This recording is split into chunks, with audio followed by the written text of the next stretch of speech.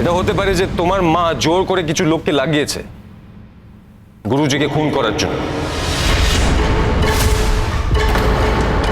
এটা যদি কোর্টে প্রমাণিত হয় তাহলে আমি কিন্তু সতর্ক থাকবো।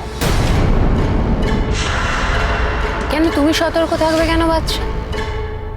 একটা বাইরের মেয়ে, তার জীবনে কি ঘটছে না ঘটছে সেই সব কিছু নিয়ে তুমি কেন সতর্ক থাকবে? নিজের বাড়ি, নিজের ঘর, নিজের স্ত্রী, এই সব কিছু ছেড়ে দিয়ে বাচ্চা, ওই মেয়েটা তোমাকে যখনই ডাকছে তুমি সবকিছু ছেড়ে দিয়ে চলে যাচ্ছ এইভাবে? আরে কি আশ্চর্য, তোমরা কি মানুষ?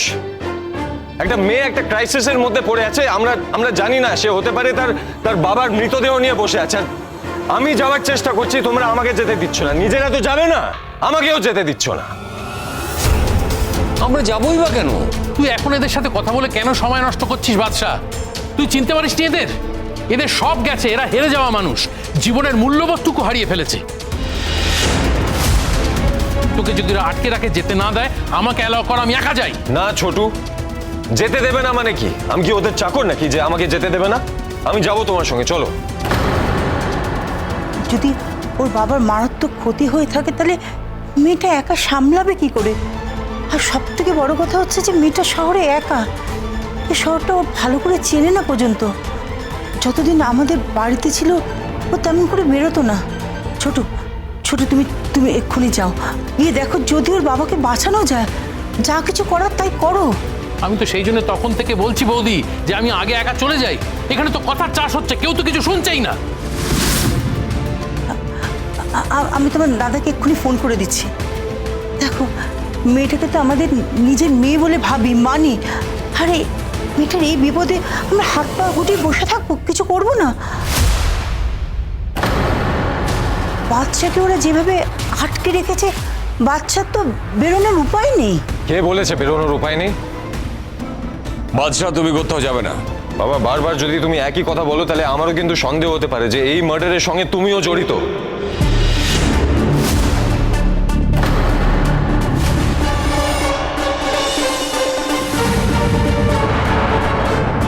খবরদার, মুখ সামলে কথা বলো বাদশাহ।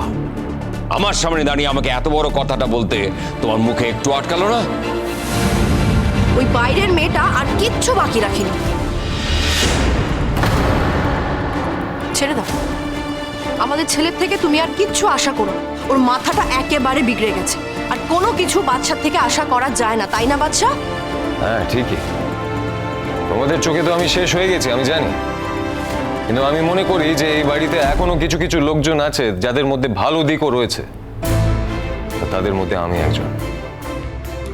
আর আমি এটাও জানি যে ধীরে ধীরে সেটাও সময়ের সাথে সাথে শেষ হয়ে যাবে, কিন্তু আমি আমার পজিটিভিটি বজায় রাখবো,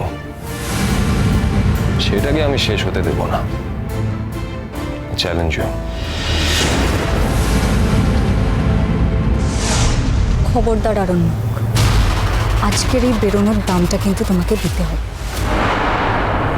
আমি হাসতে হাসতে যে কোনো দাম দিতে রাজি আছি গরিমা। তুই কি মনে করেছিস বলতো বাচ্চা? তুই যেটা বলবি সেটাই হবে। গরিমার কোনো দাম নেই তোমার কাছে বাচ্চা? ওর কথার কোনো দাম নেই? নিশ্চয়ই আছে, কিন্তু গরিমার এই কথাগুলোর দাম নেই। বাচ্চা, আমি তোমাকে জন্ম দিয়েছি, আমি তোমার মা। তোমার মা হিসেবে আমার কথার কোনো দাম নেই তোমার কাছে? হ্যাঁ, তোমার কাছে আমি জন্ম ঋণের ঋণী ঠিকই মা, কিন্তু তুমি আমাকে জন্ম দিয়েছো তার মানে এই নয় যে আমার শুভ বুদ্ধিকে ঢাকা দিতে পারবে। রোশনায়ের বিপদ হয়েছে যখন, আমি যাব। কেন, কিসের জন্য? রোশনাই তোমার কে হয় বলে যাওয়া সবার সামনে। রোশনাই আমার কে হয়?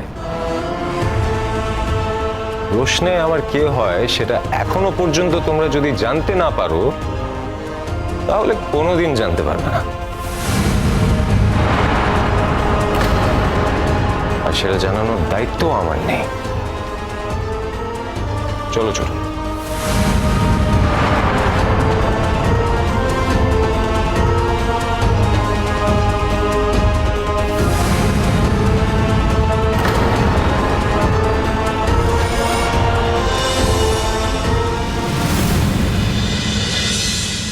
শুনুন শুনুন,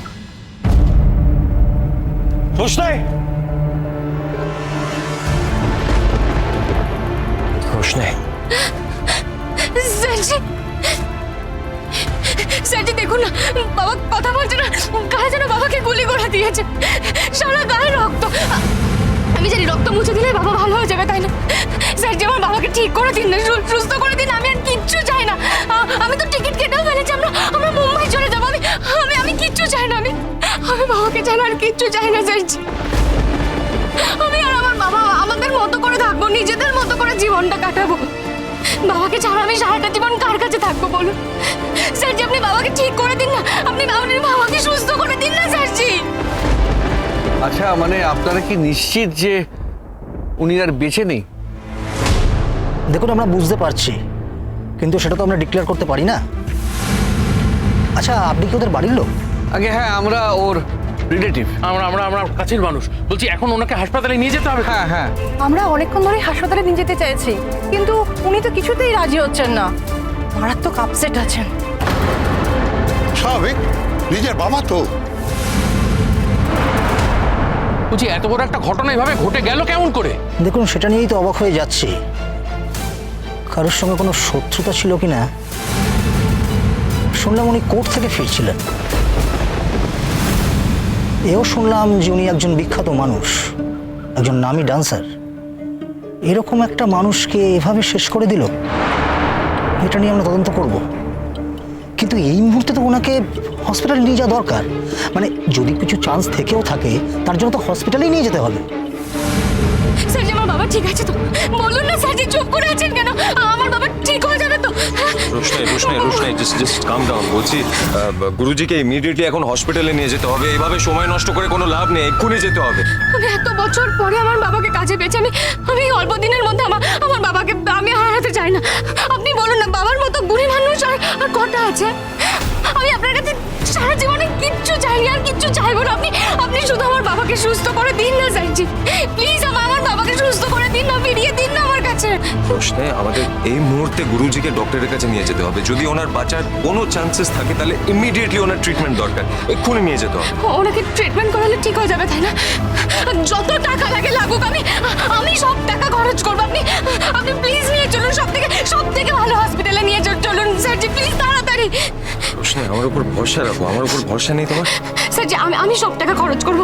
আমি বলছি এইটুকু যদি আমি আমার বাবার জন্য না করতে পারি, তাহলে আমার বাবার ঋণ আমি কোনোদিনও শোধ করতে পারবো না। আমি সব টাকা খরচ করবো, আপনি শুধু নিয়ে চলুন।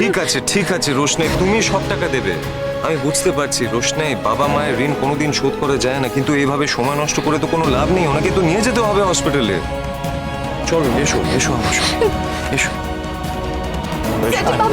জেঠু শোন, বাচ্চা দেরি করলে লাভ নেই, ওনাকে এক্ষুনি গাড়িতে তুলতে হবে। কাঁদিস না, তুই কাঁদলে আমার খুব কষ্ট হয়, বুকের ভেতরটা কিরম কিরম করে। তুই তো জানিস মা যে আমি তোকে নিজের সন্তানের মতো দেখি। তুই কাঁদলে আমার কখনো ভালো লাগে বল? জেঠু আমার বাবা বাঁচবে তো? বলো না, আমার বাবা ঠিক হয়ে যাবে তো? আমরা চেষ্টা করবো, আমরা সবাই মিলে চেষ্টা করবো। তুই কাঁদিস না, কাঁদিস না। ও ছোট বলো না, আমার বাবা ঠিক হয়ে যাবে, আমার বাবা বাঁচবে তো? ছোট চুপ করে আছো কেন? বলো না কিছু। ভগবানের উপর ভরসা রাখো রোশনাই, ঠিক হয়ে যাবে তোমার বাবা। কেন ভগবান কেন? আমার বাবাকে ডক্টর বাঁচাতে পারবে না? আমরা কিছু করতে পারবো না? বলো না ছোট, কেন ভগবান কেন? দেখো রোশনাই, মানুষ যেখানে হেরে যায় তখন ঈশ্বর ভগবান এসে তার হাত ধরেন। আমরা আপ্রাণ চেষ্টা করবো ওনাকে বাঁচানোর, কিন্তু শেষ খেলা উনিই দেখাতে পারেন। অনেকটা সময় ওয়েস্ট হয়ে গেছে, ওনাকে যত তাড়াতাড়ি সম্ভব হসপিটালে নিয়ে যেতে হবে। রোশনাই তুমি প্লিজ একটু শান্ত হও, এভাবে চিন্তা করো না। দেখো গুরুজির ট্রিটমেন্ট হবে, ওনার চিকিৎসা ঠিকই হবে। উনি যদি চান তাহলে বেস্ট থেকে বেস্ট হসপিটালে ওনার ট্রিটমেন্ট হবে। আপনারা প্লিজ আসুন, প্লিজ।